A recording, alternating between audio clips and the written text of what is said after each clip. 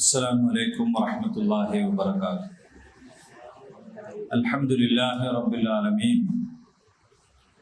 الصلاة والسلام على رسول الأمين وعلى آله وصحبه أجمعين. إن أريد إلا الإصلاح ما استطعت وما توفيقي إلا بالله عليه توكلت وإليه أنيب. رب اشرح لي صدري ويسر لي أمري واحلل عقدة من لساني يفقهوا قولي. സൂറ all ഇംറാനിലെ 34 ആയത്തുകളാണ് നമ്മൾ കേട്ടതെന്നോ പഠിപ്പിച്ചതെന്നോ പഠിച്ചതെന്നോ മനസ്സിലാക്കിയതെന്നോ ഓരോരുത്തർക്ക് അനുസരിച്ചാണ്. കേട്ടവരുണ്ടാവും, പഠിച്ചവരുണ്ടാവും. എന്തായാലും ഇവിടെ ഇപ്പോ 34 ആയത്ത് കഴിഞ്ഞാണ്. ഇൻഷാ അല്ലാഹ് ഇനി 35ആണ്. അഊദു ബില്ലാഹി മിനശ് ശൈത്വാനിർ റജീം. ഇദ് ഖാലത് ഇംറഅതു ഇംറാന റബ്ബി ഇന്നി നദർതു ലക മാ ഫീ ബത്നി മുഹററൻ ഫതഖബ്ബൽ മിന്നി ഇന്നക അൻതസ് സമീഉൽ അലീം. ഇത് സന്ദർഭം, കഴിഞ്ഞുപോയ ഒരു സന്ദർഭത്തെയാണ് ഇത് എന്നതുകൊണ്ട് ഉദ്ദേശിക്കുന്നത്. വരാനിരിക്കുന്ന ഒരു സന്ദർഭത്തെ ഇതാ എന്നാണ് പറയാൻ. ഖാലത്ത് എന്ന് പറഞ്ഞാൽ ഖാല എന്ന് തന്നെയാണ്, അതിന്റെ സ്ത്രീലിംഗമാണ് ഖാലത്ത്.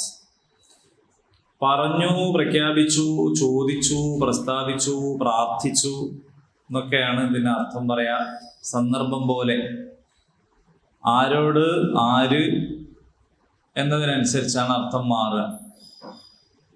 അപ്പൊ പറഞ്ഞു, കൽപ്പിച്ചു, ചോദിച്ചു, പ്രാർത്ഥിച്ചു എന്നൊക്കെ. ഇവിടെ പ്രാർത്ഥിച്ചു എന്നാണ്, കാരണം റബ്ബീന്ന് ഇതിന് ശേഷം പറയുന്നുണ്ട്. ഇംറഅത്ത് എന്ന് പറഞ്ഞാൽ സ്ത്രീ എന്നോ ഭാര്യ എന്നോ ഒക്കെ പറയാം. അവിടെയൊക്കെ ചെറിയ സൂക്ഷ്മമായ ചില കാര്യങ്ങളൊക്കെ ഉണ്ട് കേട്ടോ. ഇംറഅത്ത് എന്ന് എഴുതിയത് ഇവിടെ താ എന്ന് എഴുതിയത് ബാത്ത ആണ്. ബാ എന്ന് എഴുതുന്ന ജാതി എഴുതിയിട്ട് മേലെ കുത്തിട്ട്. സാധാരണ ഇംറഅത്ത് എന്ന് എഴുതുമ്പോ ഹാത്ത ആണ് ഉണ്ടാവുക. ഹാ എന്ന് എഴുതുന്നതിന്റെ മുകളിൽ കുത്തിടുന്നത് ഹാത്ത. അപ്പോ എന്താണ് അത് വ്യത്യാസം എന്ന് ചോദിച്ചാൽ, ഖുർആനില് പ്രത്യേകം പരാമർശിക്കപ്പെടുന്ന സ്ത്രീകളെ കുറിച്ച് എഴുതുന്നിടത്തൊക്കെ ഈ ശൈലിയിലാണ് എഴുതിയിട്ടുള്ളത്, ബാത്ത. അതേ സമയത്ത് ഒരു പെണ്ണ് എന്ന അർത്ഥത്തിൽ പറയുമ്പോൾ മറ്റേ ശൈലിയിലാണ് എഴുതാറുള്ളത്. അപ്പൊ ഈ എഴുത്ത് എന്നൊക്കെ പറയുന്നത് എന്തോ അങ്ങ് എഴുതല്ല, അതിനൊക്കെ സൂക്ഷ്മമായ ചില വശങ്ങളുണ്ട് എന്ന് നമ്മൾ മനസ്സിലാക്കിയാൽ മതി. ഇംറഅത്തു ഇംറാൻ, ഇമ്രാന്റെ പെണ്ണ്. ഇമ്രാന്റെ പെണ്ണ് എന്ന് പറഞ്ഞാൽ ഇമ്രാന്റെ ഭാര്യ. പ്രാർത്ഥിച്ച സന്ദർഭം. റബ്ബി, എന്റെ നാഥ, ഇന്നി, തീർച്ചയായും ഞാൻ, നദർത്തു, നേർച്ചയാക്കിയിരിക്കുന്നു. നേർച്ച ആക്കണ പരിപാടി അപ്പൊ പണ്ടേ ഉണ്ട്. നേർച്ച എന്നതിനോടുള്ള ഇസ്ലാമിന്റെ കാഴ്ചപ്പാട്, നേർച്ച പരമാവധി പ്രോത്സാഹിപ്പിക്കാതിരിക്കുക എന്നുള്ളതാണ്. കാരണം നമുക്ക് സുന്നത്തായ ഒരു കാര്യത്തെ അല്ലെങ്കിൽ ഐച്ഛികമായ ഒരു കാര്യത്തെ നമ്മൾ നമ്മളിൽ തന്നെ നിർബന്ധമാക്കുന്നതിനെയാണ് നേർച്ച എന്ന് പറയാം. അപ്പൊ ഓരോരോ കാര്യത്തിനും ഇങ്ങനെ നേർച്ച നേരാൻ തുടങ്ങിയാൽ അതൊക്കെ നമുക്ക് പിന്നീട് പ്രയാസമാവും.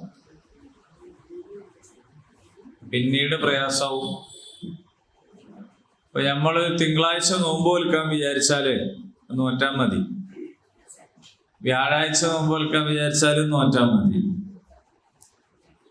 അടുത്ത വ്യാഴാഴ്ച നോൽക്കാൻ വിചാരിച്ചില്ല, നോൽക്കണ്ട. അതേ സമയത്ത് എല്ലാ വ്യാഴാഴ്ചയും ഞാൻ നോമ്പ് നോൽക്കുന്ന നേർച്ചാക്കിയാല് അത് പിന്നെ നോൽക്കാതിരിക്കാൻ പറ്റില്ല, അത് ഫർളായി.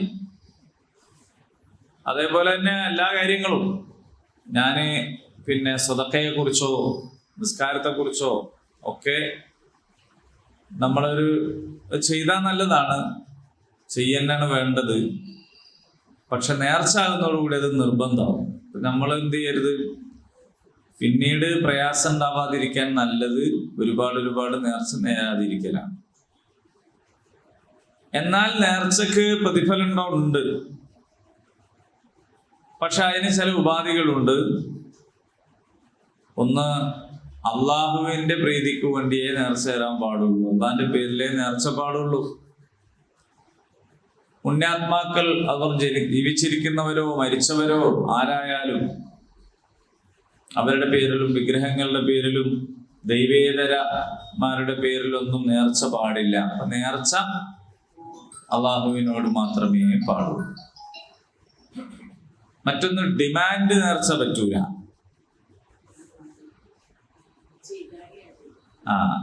ഡിമാൻഡ്, ഒരു സാധനം വെക്കാൻ വെച്ചേക്കുന്നു, വിറ്റുപോയാൽ എനിക്ക് ഇത്ര തരാം, പരീക്ഷയിൽ ജയിച്ചാല് ഞാൻ നോമ്പ് നോൽക്കാം, അങ്ങനെ ഡിമാൻഡ് ചെയ്ത് നേർച്ച ചെയ്യാൻ പാടില്ല. ആവശ്യങ്ങൾ പറഞ്ഞുകൊണ്ട് നേർച്ചയാവാം, പക്ഷെ അത് എന്താ വേണ്ടത്, എനിക്ക് ഈ പ്രയാസം മാറ്റിത്തരണേ, അപ്പൊ അതിനും വേണ്ടി ഞാൻ നോമ്പ് നോൽക്കും. അപ്പൊ മാറ്റിയാൽ നോൽക്കാന്ന് പറയരുത്, അതൊരു അപമര്യാദയാണല്ലോ അള്ളാഹിനോട്. ഇജ്ജാത് അങ്ങോട്ട് വരാം, അള്ളാരാ നമ്മളാരാ.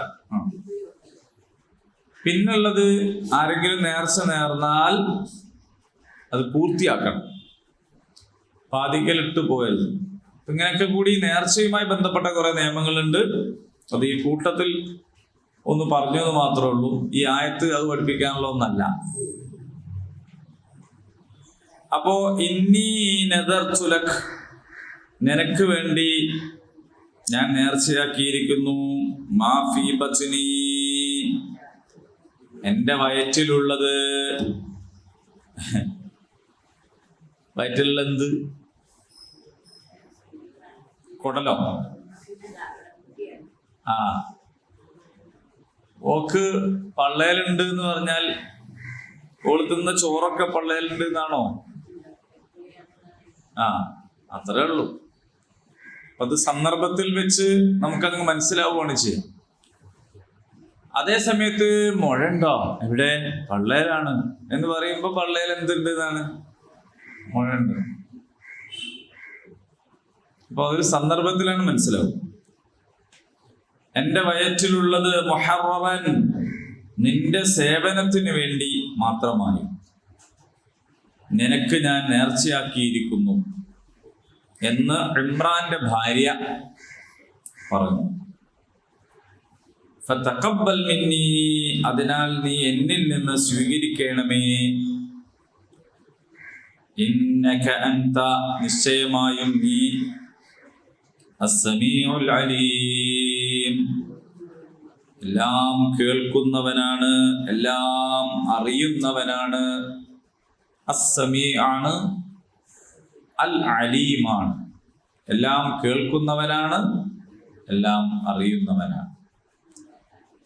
ഓർക്കുക, ഇമ്രാന്റെ ഭാര്യ ഇങ്ങനെ പ്രാർത്ഥിച്ച സന്ദർഭം, എന്റെ നാഥ, എന്റെ വയറ്റിലുള്ള കുഞ്ഞിനെ നിന്റെ സേവനത്തിനായി ഒഴിഞ്ഞിടാൻ ഞാൻ നേർച്ചയാക്കിയിരിക്കുന്നു. എന്നിൽ നിന്ന് നീ ഇത് സ്വീകരിക്കണമേ. നീ എല്ലാം കേൾക്കുന്നവനും അറിയുന്നവനുമല്ലോ അപ്പോ ഇമ്രാന്റെ ഭാര്യ ഹെന്ന, ഇവർക്ക് കുറേ പ്രായമായിട്ടും കുട്ടികളൊന്നുമില്ല. ആഗ്രഹമൊക്കെ ഉണ്ട്, ആയില്ല. അങ്ങനെ ഇരിക്കെ അവർ ഗർഭിണിയായപ്പോൾ അള്ളാഹുവിന് ആ കുട്ടിനെ സമർപ്പിക്കാൻ അവർ തീരുമാനിച്ചു. അപ്പൊ അന്നത്തെ ഒരു രീതിയാണ് ബൈത്തുൽ മഖ്ദിസിലേക്ക് സേവനത്തിന് വേണ്ടി ആളെ നേർച്ചാക്കും. ഞാന് എൻ്റെ കാര്യത്തിൽ നേർച്ചാക്കുക എന്നല്ലാതെ എൻ്റെ മക്കളെ കാര്യത്തിൽ ഞാൻ എങ്ങനെയാണ് നേർച്ചാക്കുക എന്നൊരു ചോദ്യം അവിടെ ഉണ്ട്.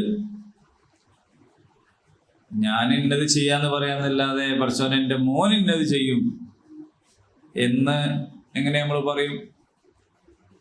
കാരണം അത് മോനാണല്ലോ തീരുമാനിക്കേണ്ടത്. നമ്മുടെ സഹോദര സമുദായത്തിൽ ചില ആൾക്കാര് ഈ നേർച്ചപ്പോഴും നേരാറുണ്ട്. അതല്ല, അതൊന്നുമല്ല, നേർച്ചയുടെ കാര്യം പറയുന്നു. അതായത് എൻ്റെ ഭർത്താവ് തലമുണ്ടനം ചെയ്ത് പയനിക്ക് വരുന്നൊക്കെ ആര് നേരും? ഈ സാധു മൂപ്പരതൊന്നും വിചാരിച്ചിട്ടുണ്ടാവില്ല. വേഗം പോയൊരു ദയവായി ശയനപ്രദക്ഷം നേർച്ച നേരും. അതൊക്കെ ചെയ്യേണ്ടത് ആര്? ചില മക്കളെ കാര്യത്തിൽ പറയും, ഇന്നടുത്ത് പോയിട്ട് ഇന്നത് ചെയ്യാൻ, മോൻ ഇന്നത് ചെയ്യുമെന്ന് ഞാൻ നേർച്ച ചെയ്യുമ്പോൾ അമ്മ വിളിച്ചിട്ട് മോനോട് പറയും, മോനെ ഞാൻ ഇന്നത് ചെയ്യുന്നു നേർച്ചാക്കിയാണ്. അപ്പം മോനത് പോയിട്ട് ചെയ്യുന്ന രീതി ഉണ്ട്.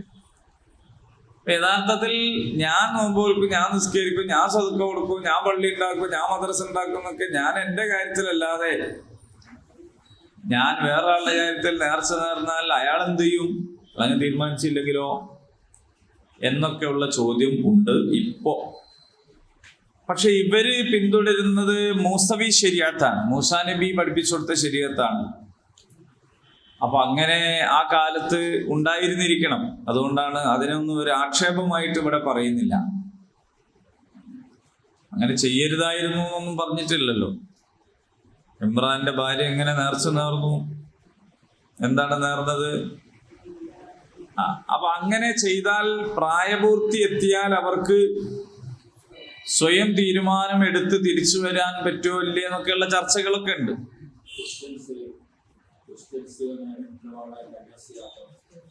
അതെ, അതുണ്ട്. അപ്പൊ ഈ പറഞ്ഞതും അതും തമ്മിൽ ബന്ധമുണ്ടോ ഇല്ലെന്ന് നമുക്ക് പരിശോധിച്ച് നോക്കാം. കന്യാസ്ത്രീയാക്കാൻ വേണ്ടി നേർച്ച ചേരലുണ്ടല്ലോ, പള്ളിയിൽ അച്ഛനാക്കാനൊക്കെ നേർച്ച ചേരുന്നതും ഇതുമായിട്ട് ബന്ധമുണ്ടോ എന്ന് നോക്കാം. ഇമ്രാൻ കുടുംബം അങ്ങനെ നേർന്നത് കൊണ്ടാണ് ഞങ്ങൾ നേരുന്നത് എന്ന് പറയുന്നുണ്ട് അവര്. കന്യാസ്ത്രീ, കന്യാമറിയം എന്റെ മാതൃകയിലാണ് എന്നൊക്കെ പറയുന്നുണ്ട്. അത് നമുക്ക് നോക്കാം, അത് ഉള്ളതാണോ, എന്താണ് അതിന്റെ സാഹചര്യം എന്നൊക്കെ. എന്തായാലും ഇവിടെ ഇവര് പറഞ്ഞു, എന്റെ വയറ്റിലുള്ളതിന് ഞാൻ എന്ത് ചെയ്യാം. അപ്പൊ ബൈത്തുൽ മഖ്ദിസിൽ അങ്ങനെ ഒരു സിസ്റ്റം അന്നുണ്ടായിരുന്നു എന്നർത്ഥം. നീ അത് സ്വീകരിക്കണേ പടച്ചോനെ എന്ന് പ്രാർത്ഥിക്കുകയാണ്. ഞാനത് നിനക്ക് തരാം, നീ അതിനെ സ്വീകരിക്കണം. ഇന്നക അൻത സമീഉൽ അലീം, നിശ്ചയമായിട്ടും നീ എല്ലാം കേൾക്കുന്നവനാണ്, എല്ലാം അറിയുന്നവനാണ്. അള്ളാഹുവിന്റെ കേൾവിയെ കുറിച്ചും നമ്മൾ ഏതൊരു ക്ലാസ്സിൽ പറഞ്ഞില്ലേ? എല്ലാം കേൾക്കും, ഒരേ സമയത്ത് കേൾക്കും, ഉപാധികളില്ലാതെ കേൾക്കും, അല്ലേ? അപ്പൊ ആ അള്ളാഹുവിന്റെ കേൾവി അൽ അലീം, അതുപോലെ തന്നെ അവന്റെ അറിവും അങ്ങനെയാണ്.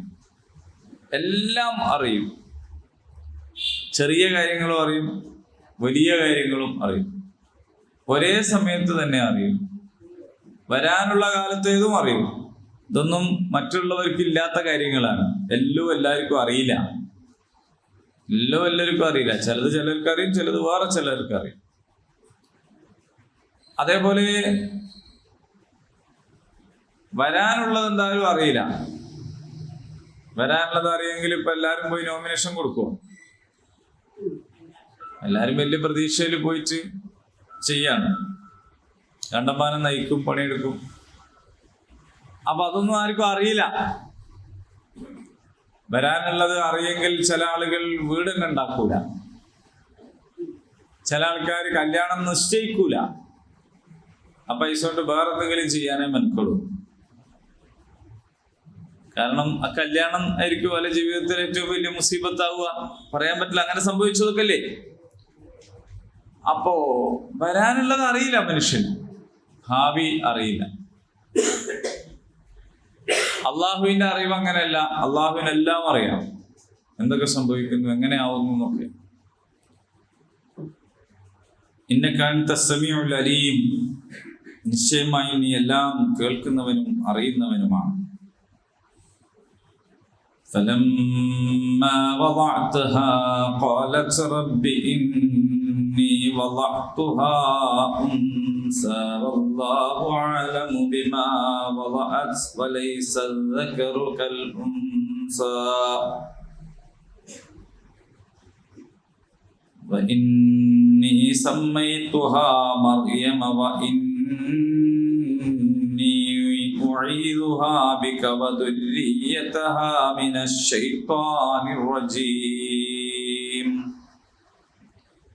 فلما وضعتها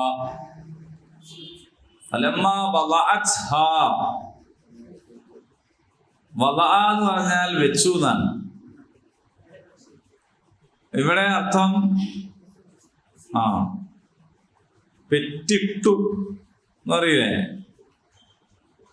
അപ്പോ അങ്ങനെ അവൾ അതിനെ എന്ന് പറഞ്ഞാൽ ആ വയറ്റിലുള്ളതിനെ പ്രസവിച്ചപ്പോൾ അവൾ പറഞ്ഞു, റബ്ബി, എൻ്റെ റബ്ബേ, ഇന്നി വളഅ്തുഹാ, നിശ്ചയമായും ഞാൻ അതിനെ പ്രസവിച്ചിരിക്കുന്നു, ഉൻസ, പെൺകുഞ്ഞായിട്ട്.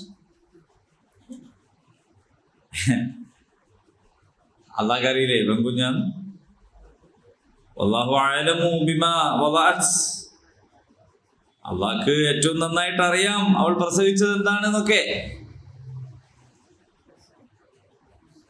അവൾ എന്താണ് പ്രസവിച്ചത് എന്ന് അള്ളാഹുവിന് നന്നായിട്ട് അറിയാം. പക്ഷെ അവൾ പറഞ്ഞു, കുറച്ചോനെ, ഞാൻ ഒരു പെണ്ണിനാണ് പെറ്റത്. വലൈസ ദക്കറു കൽ ഉൻസ, പെണ്ണെന്ന് പറയുന്നത്, ലാണെന്ന് പറയുന്നത് പെണ്ണിനെ പോലെ അല്ല. അപ്പൊ ഞാൻ പ്രസവിച്ചത് ഇപ്പൊ എന്താണ്, പെണ്ണാണ് എന്ന് പറഞ്ഞതിൽ ഞാൻ വിചാരിച്ചത് ആണേനൂന്ന് ഉണ്ട്.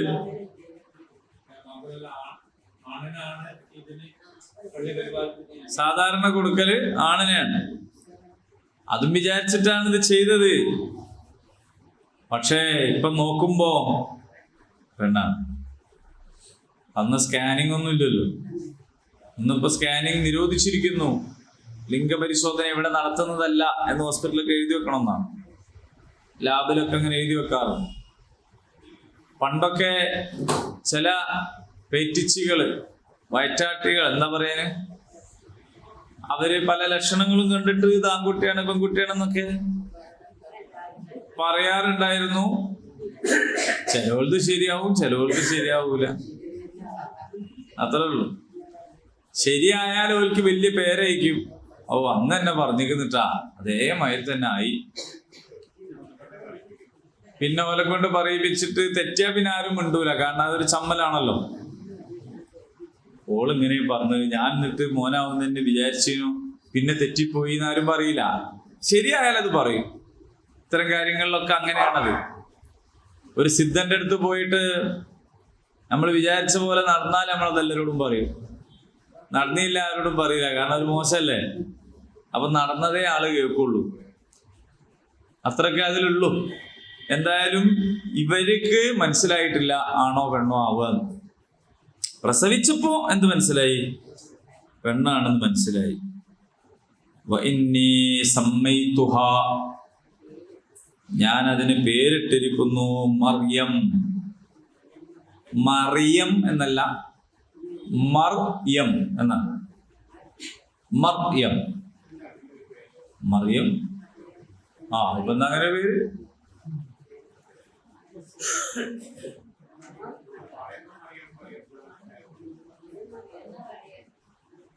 അങ്ങനെ മറിയണ്ട, മറിയം. അപ്പോ പേര് ആണല്ലോ പേര്. ഇതിന്റെ അർത്ഥം ആബിദ എന്നാണ് അറബിയിൽ. ആബിദ എന്ന് പറഞ്ഞാൽ ആരാധിക്കുന്ന, ഇബാദത്ത് ചെയ്യുന്ന ആള് എന്ന അർത്ഥത്തിലാണ്.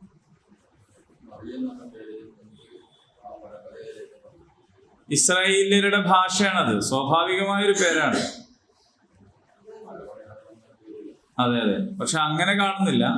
ഇസ്രായേലിയരുടെ ഒരു പേരാണ്, ഒരു പക്ഷെ അവരുടെ ഭാഷയിലുള്ള സാധാരണ സ്വാഭാവികമായ ഒരു പേരാണ്.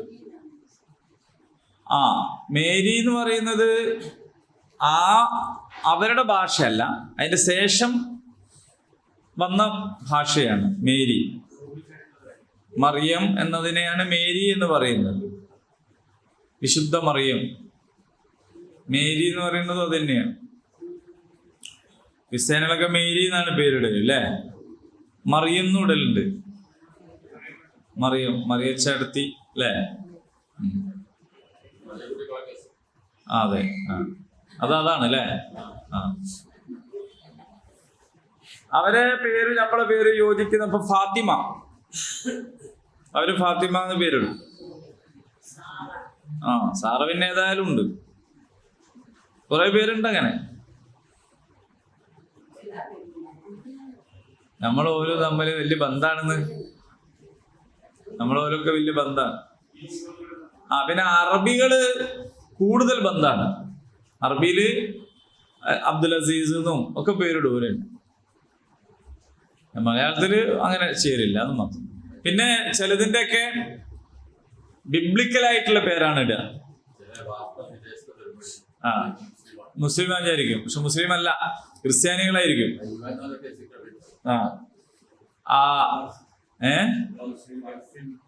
പലസ്തീന്ന് വരും, ഇറാഖിന്ന് വരും, സ്പോർട്സ് താരങ്ങൾ വരും. ഇപ്പൊ ഇത് അവരുടെ പേരങ്ങനെയാണ്. ഇവിടെ തന്നെ നമ്മൾ ഈ ഭാഗത്ത് അങ്ങനെ അധികമില്ല. തെക്കോട്ടൊക്കെ ഉണ്ടല്ലോ, ഒട്ടത്തൊക്കെ ബൈജു, സുധീർ എന്നൊക്കെ പറയുന്നത് മുസ്ലിങ്ങളിലുണ്ട്. അങ്ങോട്ടൊക്കെ ബാബു പിന്നെ കോമൺ ആണ്. ഷാജി ബാബു ഒക്കെ കോമൺ ആണ്. ഷാജി എന്ന് പറഞ്ഞിട്ട് മനസ്സിലാവാണ്ട് വന്നപ്പോഴാണ് എന്നാ ബാപ്പന്റെ പേരെന്താന്ന് വെച്ച് അവന് ബാബു എന്ന്. പിന്നെ വേറെ രക്ഷയൊന്നുമില്ല, എന്താ ചെയ്യാ.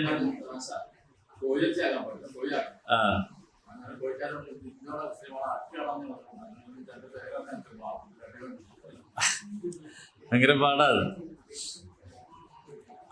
ഏതായാലും പിന്നെ മറിയം എന്നായിരുന്നു പേര്. എന്നിട്ട് നടത്തുന്ന പ്രാർത്ഥനയാണ് നമ്മൾ അടിവരയിട്ട് മനസ്സിലാക്കേണ്ടത്. അവർ പ്രാർത്ഥിച്ചു,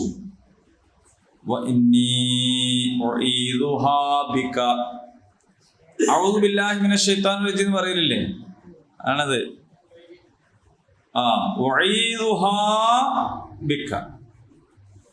അവളെ രക്ഷിക്കാൻ വേണ്ടി നിന്നോട് ഞാൻ അഭയം തേടും. സാധാരണ ഔദ് പറഞ്ഞാൽ ഞാൻ അഭയം തേടുന്നു. ഇത് അവൾക്ക് വേണ്ടി നിന്നോട് ഞാൻ അഭയം തേടുന്നു. വദുരിയതഹ, അവളുടെ സന്താന പരമ്പരകളെയും മിനശ് ശൈത്താനിർ റജീം, ശപിക്കപ്പെട്ട ശൈത്താനിൽ നിന്ന്. അപ്പൊ കന്യാസ്ത്രീയാക്കാനാണോ നേർന്നത്? അവളെയും അവളുടെ മക്കളെയും ശൈത്താനിൽ നിന്ന് രക്ഷിക്കണേ എന്നാണ് വരുന്നത്. അപ്പൊ കല്യാണം കഴിക്കാത്ത, മക്കളുണ്ടാവാത്ത കന്യകയായിരിക്കാനല്ല നേർച്ച നേർന്നത് ഇമ്രാന്റെ ഭാര്യ.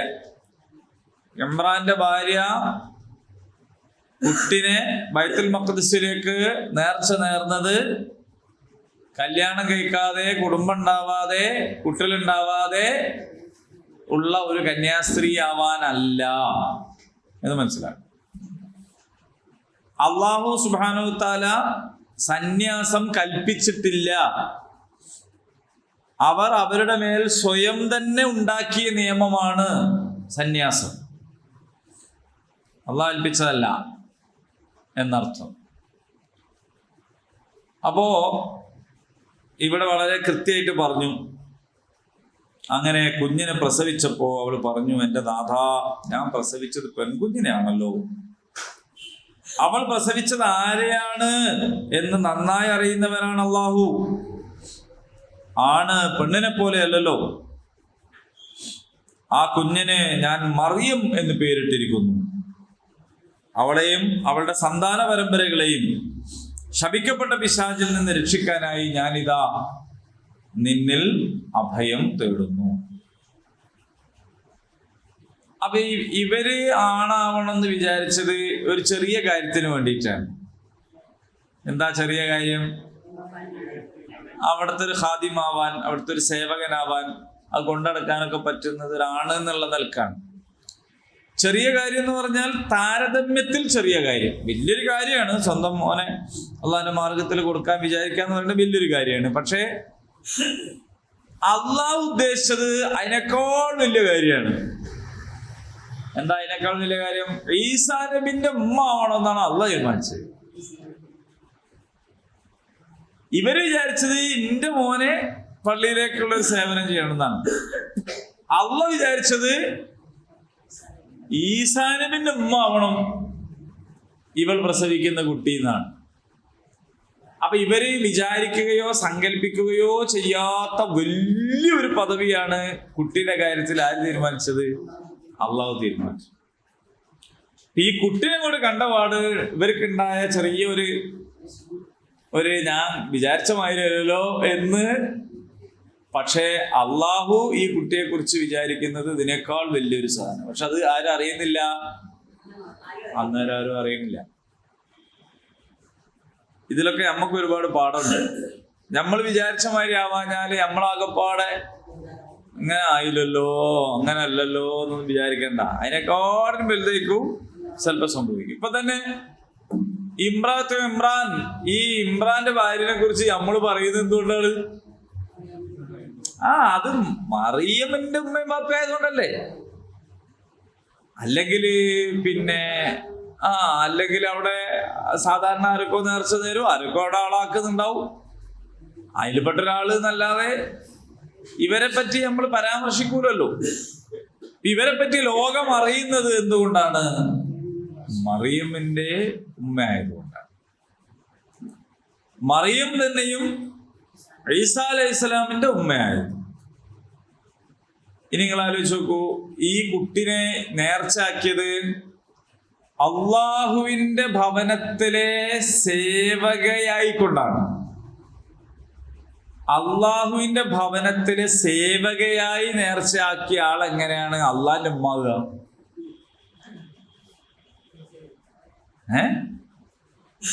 ഇമ്രാന്റെ ഭാര്യ മറിയമിനെ എന്താണ് ആക്കിയത്? പള്ളിയിലേക്ക് സേവകയായിട്ടാണ് പറഞ്ഞയച്ചത്. പക്ഷെ ക്രൈസ്തവര്, നസ്രാണികൾ പറയുന്നു മാതാവാണ്, വിശുദ്ധ മാതാവാണ്, ദൈവത്തിന്റെ മാതാവാണ്. അപ്പൊ അങ്ങനെ ഉള്ള ഒരു കാര്യം കൂടി ഇവിടെ എന്താകുന്നുണ്ട്? ഇല്ലാതാവുന്നു. ഇനി അടുത്ത ആയത്ത് നോക്കാം. فَتَقَبَّلَهَا رَبُّهَا بِقَبُولٍ حَسَنٍ وَأَنبَتَهَا نَبَاتًا حَسَنًا وَكَفَّلَهَا زَكَرِيَّا كُلَّمَا دَخَلَ عَلَيْهَا زَكَرِيَّا الْمِحْرَابَ وَجَدَ عِندَهَا رِزْقًا قَالَ يَا مَرْيَمُ أَنَّىٰ لَكِ هَٰذَا قالت هو من عند الله إن الله يرزق من يشاء بغير حساب فتقبلها അങ്ങനെ അവളെ സ്വീകരിച്ചു റബ്ബുഹ അവളുടെ നാഥൻ. അപ്പൊ പെണ്ണായതുകൊണ്ട് അള്ളാഹു ഇങ്ങോട്ട് കൊണ്ടുവരണ്ട എന്ന് പറഞ്ഞില്ല, സ്വീകരിക്കാതിരുന്നിട്ടില്ല. ആണാന്ന് വിചാരിച്ചിട്ടല്ല ഇനി നേർന്നത്, അപ്പൊ ഇങ്ങോട്ട് വേണ്ട എന്ന് പറഞ്ഞിട്ടില്ല. സ്വീകരിച്ചു എന്ന് മാത്രമല്ല ബിഖബൂലിൻ ഹസൻ, ഏറ്റവും നല്ല സ്വീകരണം. അവളെ വളർത്തി നബാതൻ ഹസന, ഏറ്റവും മെച്ചപ്പെട്ട ഒരു വളർത്തൽ. അവളുടെ സംരക്ഷകനാക്കി. ഗൾഫ് പോയവരാരുള്ളത്? കാണാൻ പോയതല്ല, പണിക്ക് പോയവര്. കഫീൽ കേട്ടിട്ടുണ്ടോ നിങ്ങള്? കഫീൽ എന്ന് പറയുന്നത് എന്താ കഫീൽ എന്ന് പറഞ്ഞാല്? സ്പോൺസർ. കഫാലത്ത് ഏറ്റെടുത്ത ആളാണ് കഫീൽ. അപ്പൊ ഇവിടുന്ന് വിദേശത്ത് പോയിട്ട് ജോലി ചെയ്യണമെങ്കിലും അവിടെ കച്ചവടം തുടങ്ങണമെങ്കിലും ഒക്കെ അവിടെ ആര് വേണം? ഒരു കഫീൽ വേണം, ഒരു കഫാലത്ത് ഏറ്റെടുക്കും. അപ്പൊ അത് നമുക്ക് പരിചയമാണ്. പിന്നെ കുറച്ചും കൂടി പരിചയമുള്ളതാണ് കഫീലിനെ പറ്റിക്കണത്.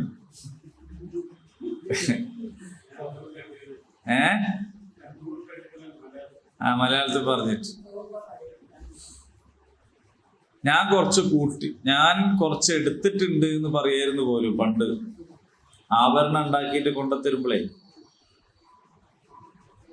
ഞാൻ കുറച്ച് എടുത്തിക്കണേ.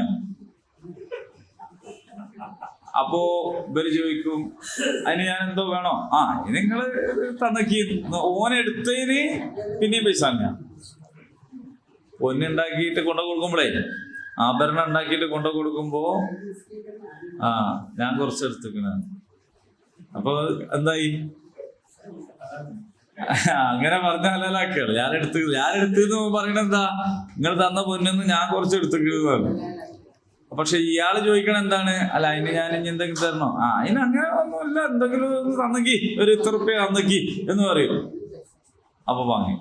കാരണം വാങ്ങണ ആള് വിചാരിക്കണം എന്താ? ഞാൻ കൊടുത്തതിനേക്കാൾ കൂടുതൽ ഇപ്പം കൂട്ടി ഇട്ടിക്കണെന്നാണ്. അങ്ങനൊക്കെയുള്ള ചില സംഗതികളുണ്ട്. കഫീൽമാരെ പറ്റിച്ച് എത്രയോ ആൾക്കാരുണ്ട്, നമുക്കിതൊന്നും അറിയില്ല. നമ്മളോലത്തെ സംഭാവനക്ക് പോകും.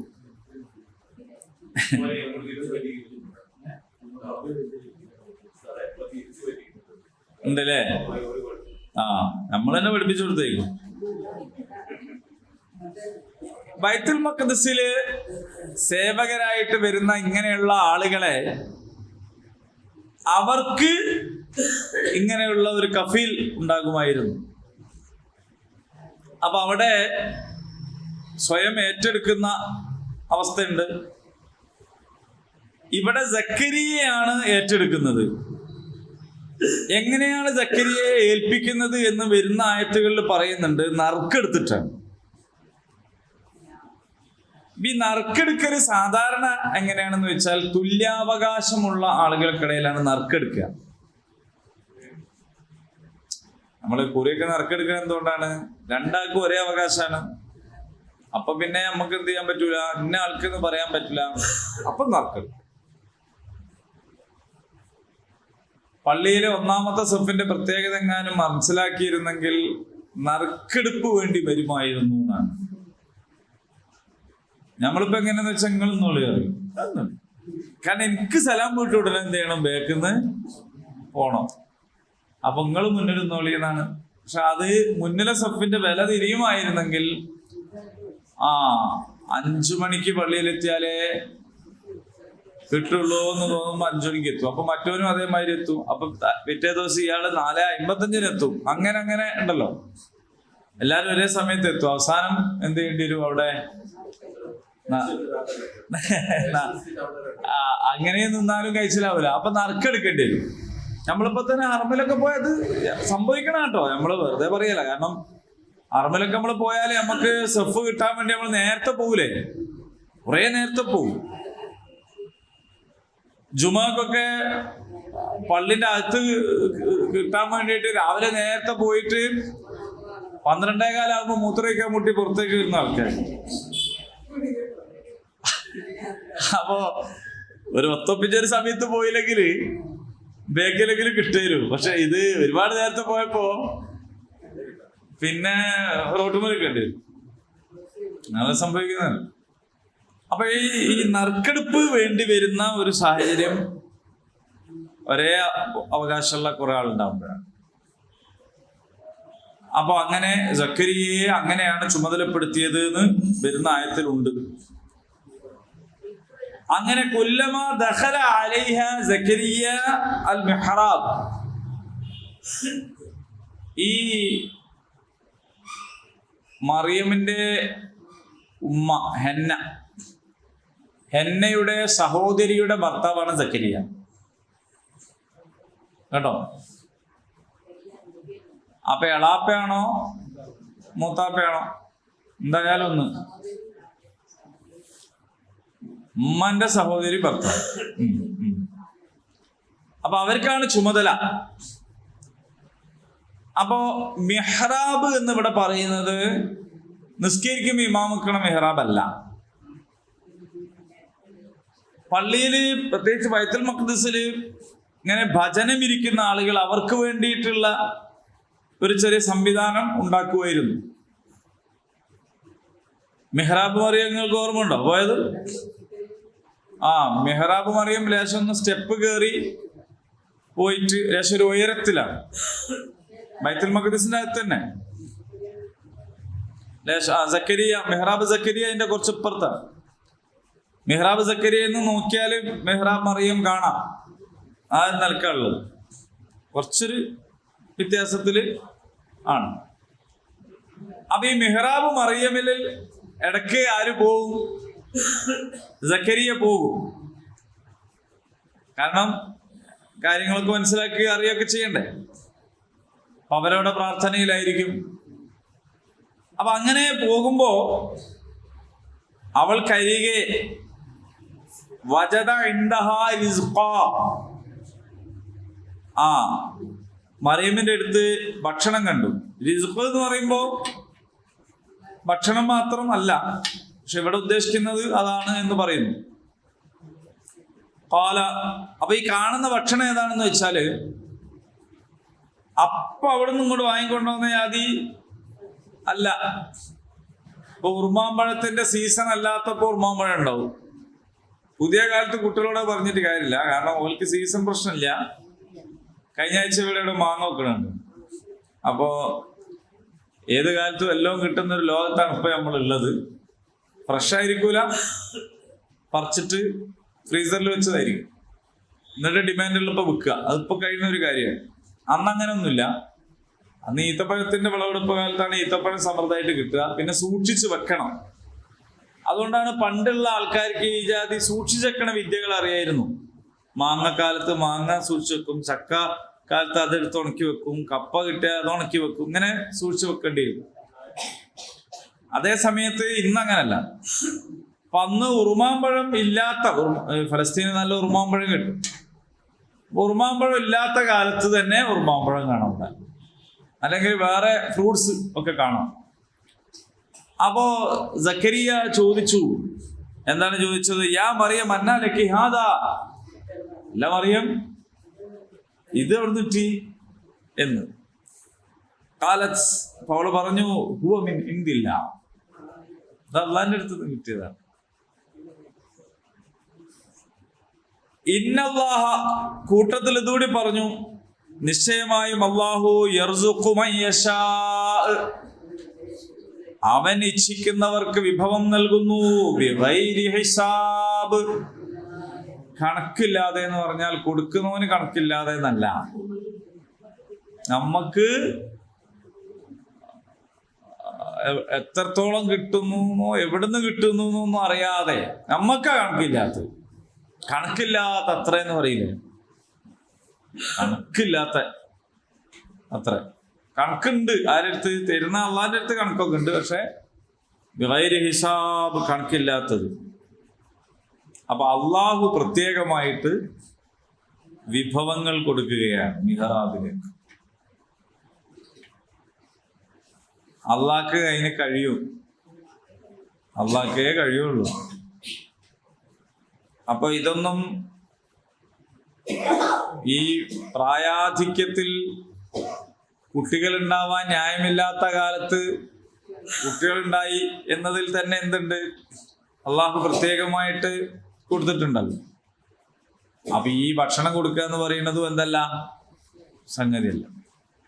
അപ്പൊ മറിയമിന് ഭക്ഷണം കൊടുത്ത പടച്ചോനെ ഞങ്ങൾക്ക് റിസ്ക് തരണേ എന്ന് പ്രാർത്ഥിക്കാം.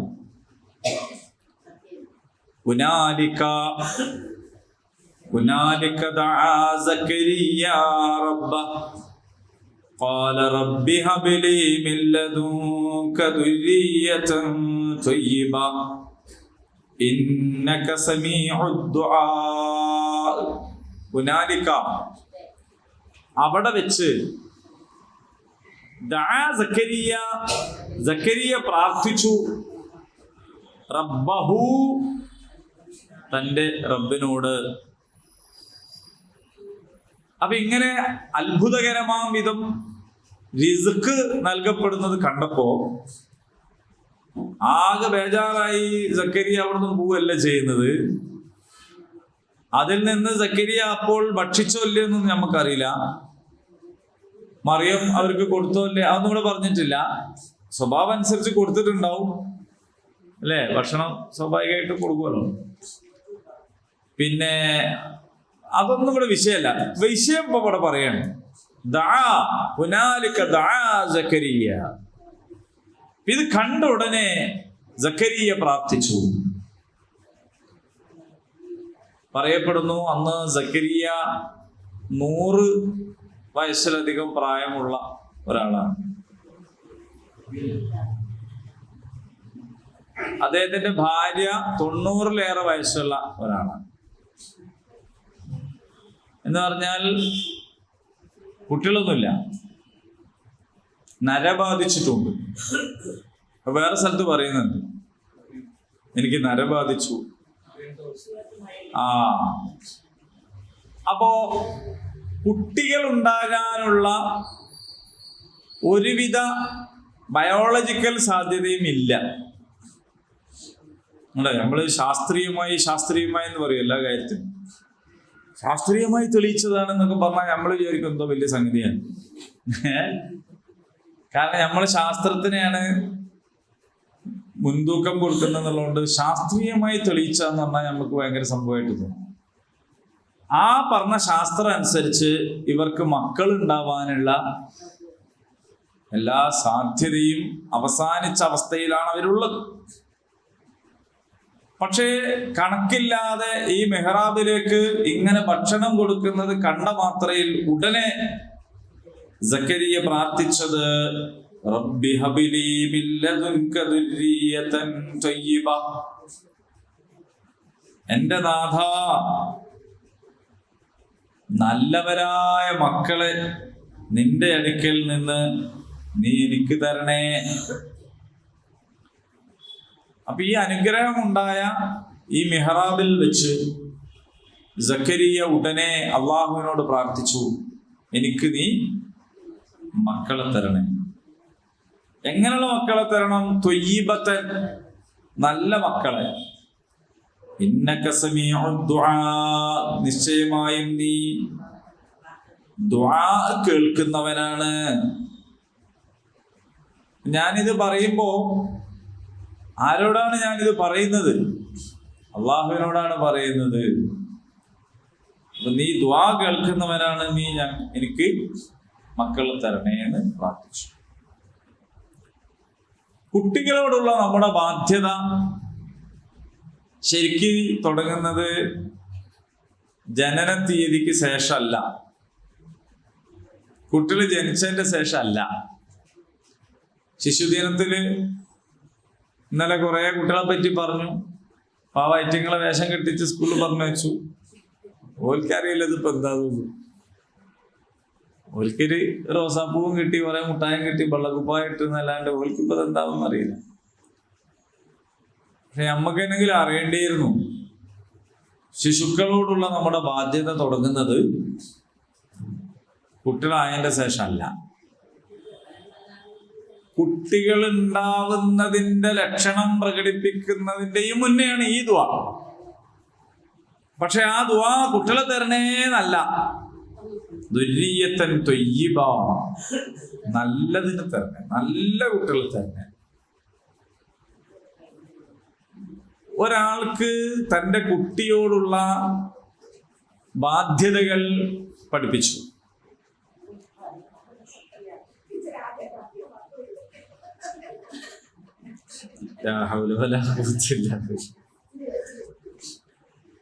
ശരി, അത് കഴിഞ്ഞിട്ട് പറയാം, റെക്കോർഡിങ് കഴിഞ്ഞിട്ട് പറയാം, ഈ ഔട്ട് ഓഫ് റെക്കോർഡിങ് ആണ്. അപ്പോ പിന്നെ കുട്ടികളോട് 3 ബാധ്യതയുണ്ട്. ഏറ്റവും പ്രധാനപ്പെട്ട ഒരു ബാധ്യത കുട്ടികൾക്ക് നല്ല ഉമ്മനെ തിരഞ്ഞെടുക്കണം എന്നുള്ളതാണ്. നല്ല ഉമ്മനെ തിരഞ്ഞെടുക്കുക എന്ന് പറഞ്ഞാൽ എന്താ? നല്ല വയറ്റാട്ടിയെ തിരഞ്ഞെടുക്കുക എന്ന് പറഞ്ഞാൽ എന്താന്ന് നമുക്ക് മനസ്സിലായി. ഓള് പ്രസവിക്കാൻ അയക്കണേണ്, നല്ല ഒന്നിനെ ഒരു ഒന്നേസ് വേണം. പക്ഷേ നിങ്ങളെ കുട്ടിക്ക് നല്ല ഉമ്മനെ തിരഞ്ഞെടുക്കണം എന്നതാണ് ഒരു പിതാവിന്റെ ഒന്നാമത്തെ ബാധ്യത. എന്ന് പറഞ്ഞാൽ എപ്പാ നോക്കണ്ടേ? അപ്പൊ പെണ്ണ് ആലോചിക്കുമ്പോ ഇവിടെയുള്ള ഏറ്റവും വലിയൊരു തറവാട്ടുകാരന്റെ മോളെ കെട്ടി എന്ന് പറയാനുള്ള പേരിനോ, കാണാൻ നല്ല സൗന്ദര്യമുണ്ട്, സൗന്ദര്യത്തിന്റെ കഥ എന്ന് പറഞ്ഞാല് ഒരു സ്റ്റവ് പാളിപ്പോയാൽ മതി, അതോടെ അത് കഴിഞ്ഞ്. അങ്ങനെ എപ്പം വേണമെങ്കിലും, അല്ലെങ്കിൽ നല്ല ഒരു ചിക്കൻ ബോക്സ് വന്നാല് പിന്നെ നിക്കാബ് ഇട്ട് കിടക്കേണ്ടി വരും. അപ്പൊ ഇതൊക്കെയാണല്ലോ ഈ സൗന്ദര്യം. അപ്പോ അങ്ങനെയുള്ള ഒന്നിനെയോ, സമ്പത്ത് കിട്ടാൻ സാധ്യതയുണ്ട് എന്ന ഒന്നിനെയോ ഒന്നുമല്ല. പ്രേമിക്കുന്ന കുട്ടികളോടും പറഞ്ഞു കൊടുക്കേണ്ടതാണ്, എടാ ചങ്ങായി, ഇതിപ്പോ എന്റെ താൽക്കാലികമായ ഒരു വികാരം, ഒരു പ്രണയം, അങ്ങനെയുള്ളൊരു ബുദ്ധി എന്നതല്ല. ജീവിതം എന്ന് പറയുന്നത് നിന്റെ കുട്ടികളെ ഉമ്മാനെയാണ് ഈ തിരഞ്ഞെടുക്കുന്നത്. അതാണ് അതിൻ്റെ ഒരു പോയിന്റ്. നല്ല ഉമ്മാനെ കൊടുക്കലാണ് ഒരു കുട്ടിക്ക് വേണ്ടി ചെയ്യേണ്ടത്. ഇത് ഞാൻ ഇന്നലെ അല്ല വെള്ളിയാഴ്ച ഖുതുബയിൽ പറഞ്ഞു. ഇത് പറഞ്ഞിട്ട് ഞാനിങ്ങനെ നോക്കുമ്പോൾ ആളുകൾ ഇന്നെങ്ങനെ നോക്കുന്നുണ്ടപ്പോ എനിക്ക് തോന്നി, അപ്പൊ ഞാൻ ഉടനെ പറഞ്ഞു, ഞാൻ അന്നേരം തോന്നിയത് അന്നേരം പറഞ്ഞതാണ്, കഴിഞ്ഞു പോയി നിങ്ങൾ വിഷയാക്കണ്ട. അതായത് ഇനിയിപ്പോ നബിൻ ആദ്യം മുതലേന്നൊന്നും വിചാരിക്കണ്ട, ഉള്ളതിന് എന്താക്കിയാ മതി, കയ്യണമാതിരി നേരാക്കിയാ മതി. അല്ലെങ്കിൽ ഞാനിതും പറഞ്ഞു പോരുമ്പോ അപ്പോ ഇനിയുള്ളതിന് നേരാക്കാം. പിന്നെ ഇനി നമ്മളെ മക്കളെ കാര്യത്തിൽ നമ്മൾ എന്ത് ചെയ്യാം, ശ്രദ്ധിക്കുക. നമ്മളെ പെൺമക്കളെ കാര്യത്തിലും ശ്രദ്ധിക്കുക. കാരണം എന്താണ്, ഇത് ഓരോ മക്കളെ നോക്കാനുള്ള ക്വാളിറ്റി നമ്മളെ പെൺമക്കൾക്ക് ഉണ്ടാക്കി കൊടുക്കുക. നമ്മളെല്ലാം കൊടുക്കൂ, മക്കളെ നോക്കാനുള്ള ക്വാളിറ്റി ഉണ്ടാക്കി കൊടുത്തിട്ടില്ലെങ്കിൽ. ഇന്നലെ ഞാൻ ഒരു വീട്ടില് പോയി, വയത് കഴിഞ്ഞിട്ട് ഭക്ഷണത്തിന് പോയതാണ്. അപ്പൊ അവിടെ നല്ല ഫുഡൊക്കെ ഉണ്ട്. അപ്പൊ ഞാൻ അവിടുത്തെ മോളോട് ചോദിച്ച്, ഇത് ഈ ഏതാ അതിലേത് ഉണ്ടാക്കിയെന്ന് ചോദിച്ചു. അപ്പൊ ചപ്പാത്തി ഉണ്ടാക്കിയാണ്. വെരി ഗുഡ്, നല്ല ചപ്പാത്തിയാണ്. പിന്നെ കറികളൊക്കെ അമ്മച്ചി ഉണ്ടാക്കിയാണ്. ഞാൻ പറഞ്ഞു, എനിക്ക് പഠിക്കണം, നോക്ക് നേരല്ല, നോക്ക് നേരല്ലെങ്കിലും പഠിക്കണം. കാരണം ഉണ്ടാക്കുന്ന ചായയിലും ചോറിലും ഒക്കെ ജീവിതമുണ്ട്, മനസ്സിലായില്ലേ? അപ്പൊ പഠിക്കുന്നതിന്റെ ഇടയിൽ ഇതിന് നേരല്ല എന്ന് പറഞ്ഞാല്, നിങ്ങളുടെ ഡിഗ്രി ഒക്കെ കല്യാണ ആലോചനന്റെ സമയത്താണ്. ഓളുടെ ഡിഗ്രി എന്താ, ഓന്റെ ഡിഗ്രി എന്താ, ഓളെന്താ, ഇവളെന്താന്നൊക്കെ. കല്യാണപ്പേരൊരു തിരക്കൊക്കെ കഴിഞ്ഞിട്ട് കൊണ്ട കൊടുക്കുന്ന ഒരു ഗ്ലാസ് ചായന്റെ അകത്താണ് ചിലപ്പോൾ ഉണ്ടാവുക ഒരു ജീവിതം ഉണ്ടാവുക. അപ്പൊ അതുകൊണ്ട് ചെറിയ കാര്യമൊന്നും അല്ല അത്. അപ്പൊ അവിടെ എന്നാ പെണ്ണാണോ ഞാൻ ഉണ്ടാക്കിയ, അതിന്റെ ആണ് ഞാൻ ഉണ്ടാക്കിയാല് എന്നൊക്കെ ചോദിച്ചാല് ചോദിക്കാനൊക്കെ രസാണ്. പക്ഷെ ജീവിക്കാൻ അത്ര രസം ഉണ്ടാവൂല എന്ന് മനസ്സിലായിക്കൊള്ളണം. അപ്പൊ ഒന്നാമത്തെ ബാധ്യത നല്ല ഉമ്മനെ തിരഞ്ഞെടുക്കലാണ്. രണ്ടാമത്തെ ബാധ്യത നല്ല പേരിടലാണ്. മോന്റെ ഒരു അക്ഷരം എടുത്ത് ഇവന്റെ ഒരു അക്ഷരം എടുത്ത് എല്ലാം കൂടി അർത്ഥം വായിച്ചു നോക്കുമ്പം ഭയങ്കര തോന്നിയാസായി പോകുന്ന കോലത്തില് പേര് ഇടരുത്. ഞമ്മക്ക് എന്തിനാ വാശി? ആർക്കും ഇല്ലാത്ത പേര് തന്നെ വേണമെന്ന് അങ്ങനെ വാശി പിടിച്ചിട്ടാണ് പലപ്പോഴും എവിടെ ഇല്ലാത്ത പേരിടണം എന്ന് വിചാരിച്ചിട്ട് ഗുളികന്റെ പേരൊക്കെ ഇടുന്നു. അപ്പൊ ശരിക്കും അതിൻ്റെ ഒന്നും ആവശ്യമില്ലല്ലോ. ആർക്കും ഇല്ലാത്ത പേര് തന്നെ ഇടണോ? നല്ല പേരായാ പോരെ. അപ്പോ പേര് നല്ലതിടല് വളരെ പ്രധാനമാണ്. മൂന്നാമത്തെ ബാധ്യത ദീന് പഠിപ്പിച്ചു കൊടുക്കുക, ഖുർആൻ പഠിപ്പിച്ചു കൊടുക്കുക എന്നാണ്. ഈ 3 ബാധ്യത മക്കളോട് പുലർത്താത്ത മാതാപിതാക്കൾ ഖേദിക്കേണ്ടി വരും എന്നത് വളരെ സംഭവ ലോകത്ത് യാഥാർത്ഥ്യമായ ഒരു കാര്യമാണ്. അപ്പൊ സക്കരിയയുടെ ദുആയാണ് നമ്മുടെ വിഷയം. അദ്ദേഹം പ്രാർത്ഥിച്ചു, പടച്ചോനെ എനിക്ക് ത്വയ്യിബത്തായ നല്ല മക്കളെ തരണേ. ഇത് ഗർഭിണി തന്നെ ആകുന്നതിന്റെ മുന്നുള്ള ദുആണ്. പിന്നെ ഗർഭിണി ആയതിന്റെ ശേഷവും പ്രാർത്ഥന തുടരും, പ്രസവിക്കപ്പെട്ടതിന് ശേഷവും തുടരും. റബ്ബന ഹബ് ലനാ മിൻ അസ്വാജിന വദുരിയാതിന ഖുർറത അയ്ൻ. കൺകുളിർമ കണ്ടാൽ തന്നെ ഒരു കുളിർമ ഉണ്ടാകണ മക്കള്. പൗഡർ ഇട്ടാലൊന്നും അങ്ങനെ കുളിർമ ഉണ്ടാവില്ല. കൺകുളിർമ ഉണ്ടാവുക എങ്ങനെയാണ്? നല്ല പൗഡർ ഇട്ടാലാണോ? സ്വഭാവത്തെയാണ് സൂചിപ്പിക്കുന്നത്. ചില മക്കള് തന്നെ മനുഷ്യന്റെ സ്വൈര്യം കെടുത്തുന്ന ജാതി മക്കളുണ്ടല്ലോ. ഉമ്മനെയും വാപ്പനെയും തല്ലണവര് മാത്രമൊന്നല്ല, വാക്കുകൊണ്ട്, പെരുമാറ്റം കൊണ്ട്, നടപടികൾ കൊണ്ടും ഒക്കെ പ്രയാസം ഉണ്ടാക്കുന്നവരുണ്ട്. ഇതൊന്നും ആരോടും പറഞ്ഞിട്ട് കാര്യമില്ലല്ലോ. അപ്പൊ അള്ളാഹുവിന്റെ ഒരു തൗഫീഖാണ് മക്കൾ കൺകുളിർമയുള്ളവരായി വളരുക. പക്ഷേ ഒരു കാര്യവും കേവല പ്രാർത്ഥന കൊണ്ട് കിട്ടൂല എന്നതാണ് സുന്നത്തുള്ള. അള്ളാഹുവിനൊരു സുന്നത്തുണ്ട്. ആ സുന്നത്ത് അള്ളാഹുവിന്റെ നടപടിക്രമമാണ്.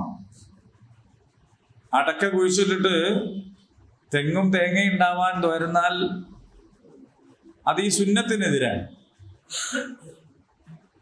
അപ്പൊ തേങ്ങ ഉണ്ടാവണമെങ്കിൽ തേങ്ങ തന്നെയാണ് മുളപ്പിക്കേണ്ടത്, എന്നിട്ട് ദ്വാരക്കണം.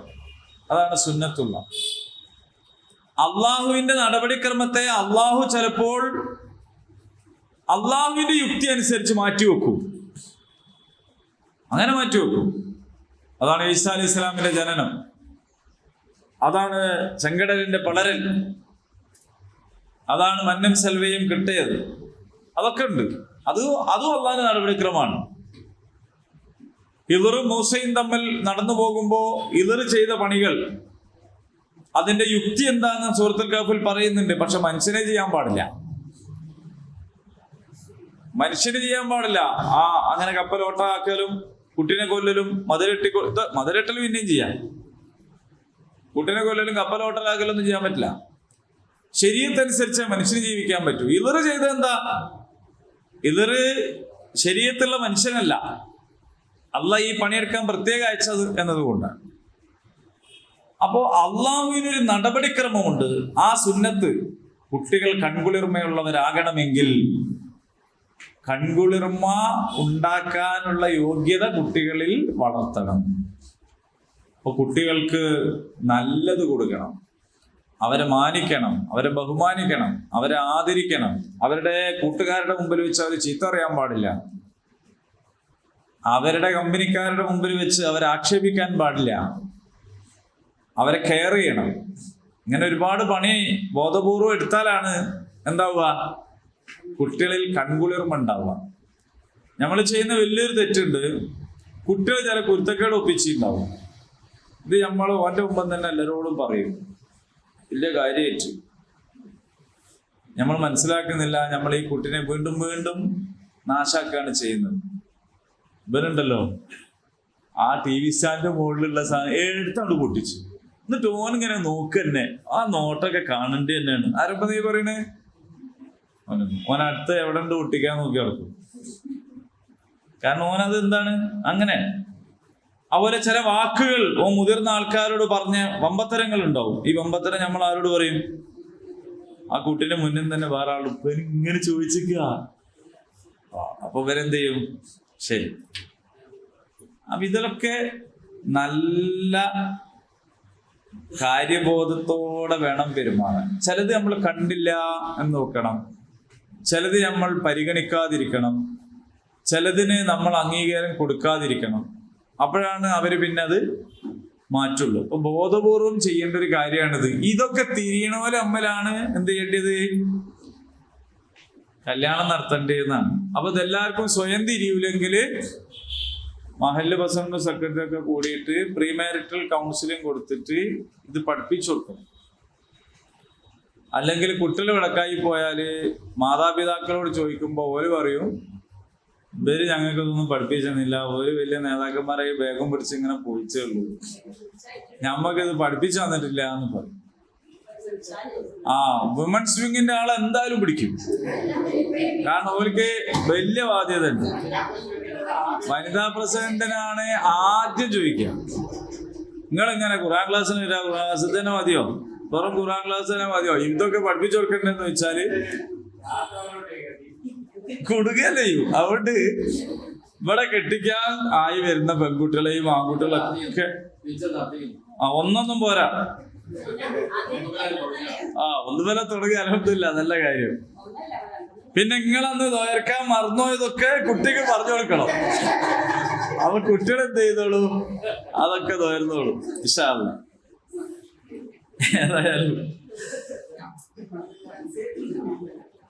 ഏതായാലും പിന്നെ ഇന്നക സമീഉ ദുആ, നിശ്ചയമായും നീ പ്രാർത്ഥന കേൾക്കുന്നവനാണല്ലോ.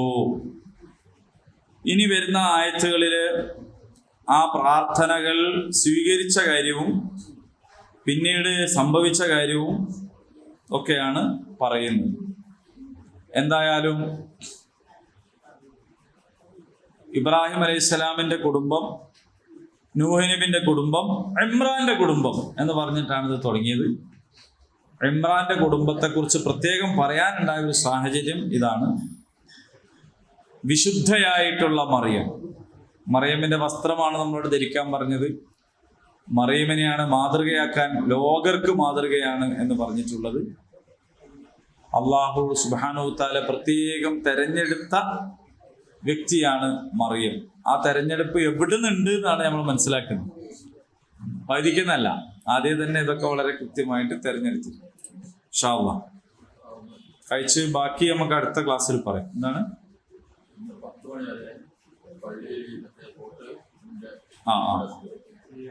ഇന്ന് നമ്മുടെ SIR-ന്റെ ഹെൽപ്പ് ഡെസ്ക് ഉണ്ട്, ഫോറം പൂരിപ്പിക്കാൻ സഹായിക്കൽ. 10 മണി വരെയാണോ? 7 മണിക്ക് തുടങ്ങിയതാണ് കേട്ടോ. ആരെങ്കിലും പൂരിപ്പിക്കാൻ ബാക്കിയുണ്ടെങ്കിൽ വേഗം പോയിക്കോളി. ഏതായാലും പൗരത്വ പട്ടികക്കെതിരെ സമരം ചെയ്ത നമ്മളെ കൊണ്ട് തന്നെ അതിന്റെ പട്ടിക പൂരിപ്പിക്കാൻ അവർക്ക് കഴിഞ്ഞു എന്ന് പറയുന്നത് നമ്മുടെ നിസ്സഹായാവസ്ഥയാണ്. പക്ഷെ പൂരിപ്പിക്കാതെ നിർവാഹമില്ല, നമ്മൾ പൂരിപ്പിച്ചു കൊടുക്കുക. ഇനി ഇതിന് ശേഷം വരും വേറൊന്ന്, അതും പൂരിപ്പിക്കാം. അങ്ങനെയൊക്കെ പൂരിപ്പിച്ച് മുന്നോട്ട് പോകാൻ പറ്റും. പടച്ച തമ്പുരാൻ നമ്മളെ സഹായിക്കട്ടെ. നമ്മുടെ ഈമാനിനെ അള്ളാഹു ശക്തി നൽകി അനുഗ്രഹിക്കുമാറാകട്ടെ.